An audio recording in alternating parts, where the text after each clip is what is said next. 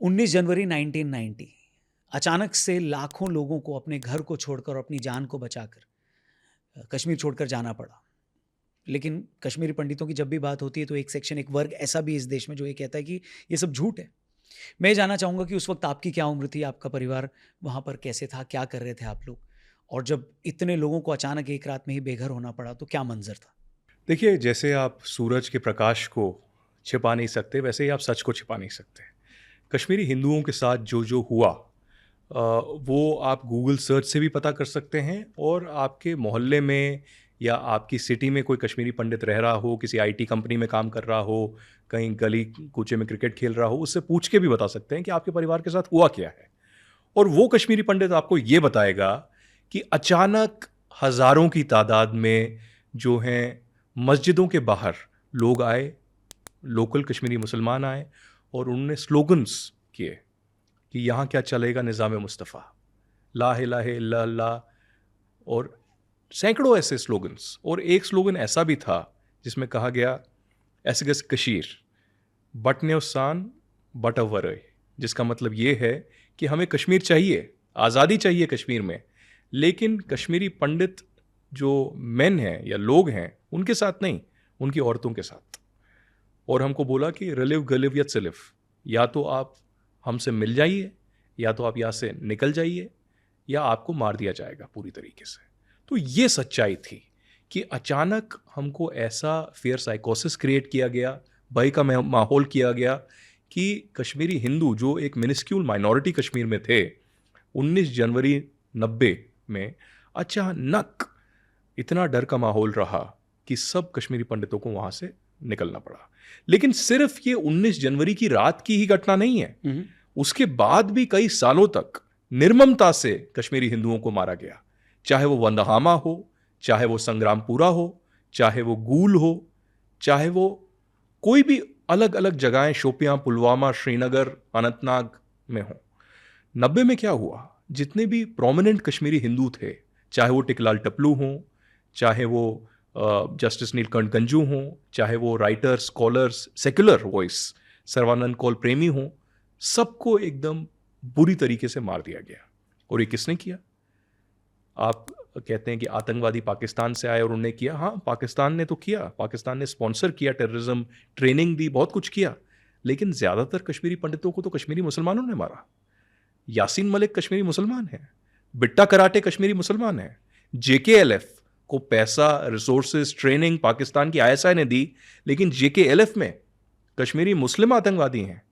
और आप ये देखिए कि हिंदुओं के साथ तो ये हुआ, लेकिन उसी दौरान बहुत सारे हमारे आर्म्ड फोर्सेस थे रौनक, और आर्म्ड फोर्सेस के लोगों को भी मारा गया।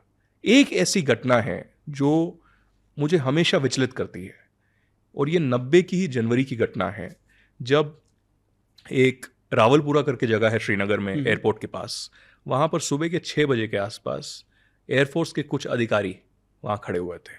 अचानक यासीन मलिक और उसके JKLF के आतंकवादी गुट के कुछ लोग आए, जिप्सी में और एक बाइक में, या स्क्वाड्रन लीडर रवि खन्ना, उनसे पूछा कि मुझे इधर जाना है, रास्ता बताइए। जैसे ही वो सामने आए, उन्होंने अपनी बंदूक निकाली और उनको मार दिया, और पीछे से कुछ लोग बचाने आए तो उनको भी मार दिया। और इस घटना में हमने देखा कि 4 इंडियन एयरफोर्स के लोगों को मारा गया। एटलीस्ट 1 से 2 कश्मीरी मुसलमान महिलाएं जो भी बस स्टॉप पे खड़ी थी वो भी मारी गई। और इसके बाद इन्होंने क्या किया, वहाँ पर जिप्सी के चक्कर लगाए और ओपन जिप्सी में डांस वहाँ पर डेड बॉडीज़ के आसपास करने लगे। स्क्वाड्रन लीडर रवि खन्ना की जो वाइफ थी, निर्मल खन्ना, वो वहाँ से करीबन 300-400 मीटर दूर अपने फ्लैट या अपने मकान से ये नज़ारा देख रही थी कि ये क्या हुआ, और वहाँ से भागते भागते आई। अब आप सोचिए रौनक, 35 साल इस घटना को घट गए हैं। मैं तो 2 मिनट के लिए कहता हूँ कि कश्मीरी पंडितों के साथ जो हुआ वो आप 2 मिनट के लिए साइड में रख दीजिए। हमारे देश के इंडियन एयरफोर्स के जवानों के साथ जो हुआ, और 35 साल से हमारे कोर्ट, हमारी CBI, हमारी जम्मू कश्मीर पुलिस, या जितने भी इन्वेस्टिगेटिव एजेंसीज हैं, मैं तो कहता हूँ मोदी सरकार भी अभी तक न्याय नहीं दिलवा पाई है। आप सोचिए किस देश में ऐसा होता होगा कि फोर्सेस के हमारे जवानों को मारा गया, लेकिन 35 साल से स्पेशल टाडा कोर्ट में जम्मू में ये केस पेंडिंग है। और यासीन मलिक आज जेल में है और उसका क्रेडिट मैं मोदी जी को और अमित शाह जी को पूरा देता हूं, पूरा श्रेय देता हूं। लेकिन यासीन मलिक एक 2017 के एनआईए के हवाला के केस में बंद है। वो ठीक है, उसमें उसको लाइफ सेंटेंस मिल गया, वो कभी बाहर नहीं निकलेगा, ये तो पूरी तरीके से सुनिश्चित है। लेकिन जो असली उसके कारनामे हैं, जिसमें उन्होंने कश्मीरियों को मारा, हिंदुओं को मारा, रीजन क्या है ये केसेस अभी भी पेंडिंग है, क्या कारण है? रीजन सिंपल है कि कई सालों तक इंडिया की इंटेलिजेंस ब्यूरो ने यासीन मलिक को अपना बंदा बना के रखा वहां पर। और वो ये है कि इंटेलिजेंस ब्यूरो में कुछ महारथी ऐसे थे जिनको लगा कि यासीन मलिक को अगर हम हर महीने पैसा पहुंचाते रहेंगे, उसको एक लग्जरी देते रहेंगे, तो वो हमारे लिए काम करेगा। और काम क्या करेगा कि किसी तरीके से आपस में ही सेपरेटिस्ट में गुटबाजी चलती रहे, हिंदुस्तान का फायदा होता रहे। क्या आज तक कोई फायदा हुआ? यासीन मलिक, मीरवाइज या किसी और अलगाववादी ने क्या इंडिया का समर्थन किया? क्या इंडिया की वॉइस वहां पर की? क्या कोई ऐसा आपको दिखता है पब्लिकली, कोई ऐसा स्टेटमेंट दिया हो या कारनामा किया हो जिससे दिल्ली को फायदा हुआ हो? मुझे तो नहीं लगता। तो ये इंटेलिजेंस ब्यूरो के अधिकारियों ने यासीन मलिक को पैसा दिया, लग्जरी दी, मेडिकल उसको फैसिलिटीज जो चाहिए थी वो दी, हर चीज़। इनफैक्ट सिर्फ यासीन मलिक नहीं, बहुत सारे ऐसे अलगाववादी हैं, कुछ ऐसे अलगाववादी भी हैं जो अब इलेक्शन लड़ते हैं, उनको भी ये सब दिया गया है। मैं नाम नहीं लूंगा क्योंकि डिफेमेशन केस होगा और मेरा वक्त ज़ाया होगा, लेकिन ऐसा जो है होता रहा है। और मैं तो ये बार बार कहता हूं कि इस पे ऑडिट होना चाहिए। एक एमएचए में अमित शाह जी को ऑडिट करना चाहिए कि इंटेलिजेंस ब्यूरो में ऐसे कौन लोग थे जो आज रिटायर हो गए हैं और वो यासीन मलिक को या ऐसे बहुत सारे अलगाववादियों को, आतंकवादियों को पैसा देते रहे, टैक्स पेयर्स का मनी देते रहे और लोगों को बेवकूफ़ बनाते रहे। आगे कुछ उम्मीद है आपको लगता है वो केसेस भी, उस पर भी सुनवाई होगी, वो खुलेंगे? क्योंकि कोई रीज़न तो नहीं लगता कि वो क्यों नहीं खुल रहे हैं। देखिए केसेस तो चल रहे हैं अभी भी। मैं क्योंकि अगर वो अधिकारी अगर रिटायर हो चुके हैं तो अभी कौन रोक रहा है गवर्नमेंट को उसको रीओपन करने से या उस पर बात करने से? रौनक, मैं दो चीज़ें आपको बताऊंगा। सबसे पहले तो है कि कश्मीरी हिंदुओं के खिलाफ जो हुआ, जो एथनिक क्लेंजिंग आप बोलिए, जेनोसाइड बोलिए, फोर्स एक्सोडस बोलिए, टर्मिनोलॉजी आप कुछ भी बोलिए, लेकिन आप न्याय तो दीजिए। आप देखिए, एक भी आतंकवादी को आज तक सज़ा नहीं मिली है कश्मीरी हिंदुओं को मारने के लिए। कांग्रेस सरकार, वामपंथी सरकार, coalition government, UPA 1, UPA 2, NDA 1, NDA 2, NDA 3, NDA 4 सब फेल रहे हैं।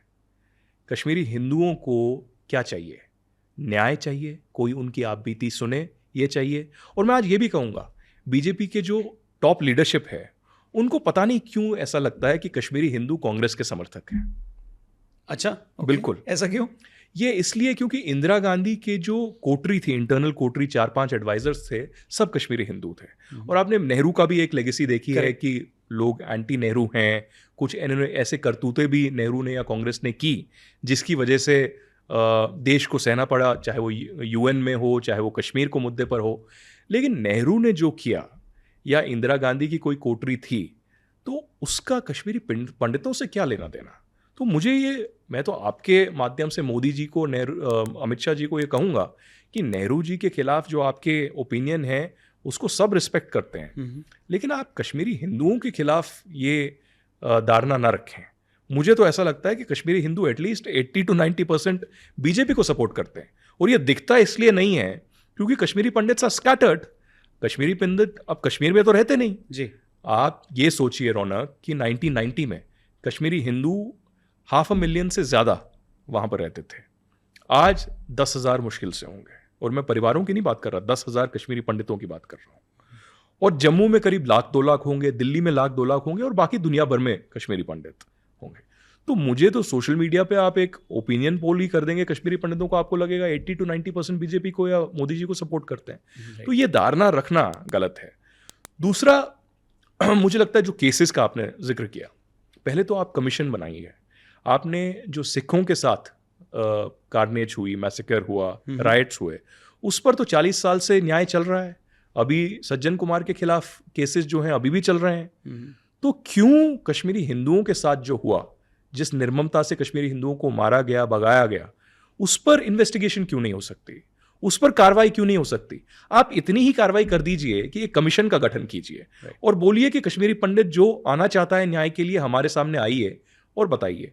और आप कमीशन में ये करिए कि हम इंडिविजुअल केसेस नहीं कर सकते क्योंकि 40 साल हो गए, लेकिन ऐसा हुआ था, इस घटना में ये लोग मारे गए, इस प्रकार के लोग इसमें इन्वॉल्व थे, और एक term officially government of India को देना चाहिए, चाहे वो जेनोसाइड हो, एथनिक क्लिंजिंग हो, फोर्स एक्सोडस हो, और कश्मीरी पंडितों को माइग्रेंट बोलना तो बंद कर देना चाहिए। आप सोचिए, कांग्रेस के जमाने में माइग्रेंट बोलते थे, हमें लगा बीजेपी आएगी तो वो बदलेगी, आज भी कश्मीरियों को माइग्रेंट बोला जाता है। और माइग्रेंट का मतलब क्या होता है कि विलफुली कोई एक जगह छोड़ के दूसरी जगह आया। क्या कश्मीरी पंडित खुद अपना घर छोड़ के जम्मू, दिल्ली और बाकी जगह आए? कश्मीरी हिंदुओं को तो मारा गया, भगाया गया। आज अगर कश्मीर में 100% सेफ्टी और सिक्योर एनवायरनमेंट होगा, at least more than 50% Kashmiri Pandits will go back and we'll say कि भाई हमको घर दीजिए, मुहैया दीजिए, फाइनेंस दीजिए, और हम वहां पर पूरी तरीके से रहेंगे।